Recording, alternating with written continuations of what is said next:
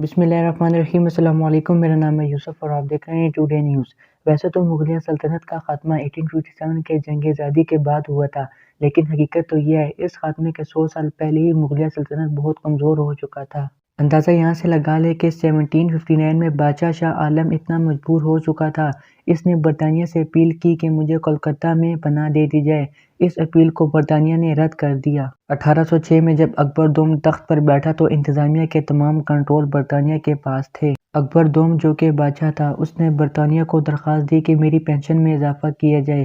1835 میں برطانیہ نے تمام مغلیہ علاقوں میں شاہ عالم کا سکہ ختم کر کے برطانیہ کے سکے ایشو کر دیے۔ 1837 میں جب بہادر شاہ ظفر تخت پر بیٹھا تو بہادر شاہ ظفر کو اتنی اجازت نہ تھی کہ وہ اس سلطنت کا ولی عہد منتخب کر سکے۔ اس کے بعد مشہور زمانہ 1857 کی جنگ آزادی ہوئی، جو کہ دلی کے آس پاس کے علاقوں تک محدود تھی، باقی تمام ہندوستان برطانیہ کا حمایتی تھا۔ پنجابی مسلمان، پٹھان اور سندھی مسلمان، جن کو جنگجو قوم سمجھا جاتا تھا، انہوں نے بھی برطانیہ کے خلاف بغاوت نہ کی۔ مرزا غالب صاحب نے باقاعدہ برطانیہ کے حق میں قصیدے لکھنا شروع کر دیے۔ ان حالات میں جنگ آزادی شروع ہوئی تھی، جو کہ یقیناً کبھی کامیاب نہ ہو پاتی۔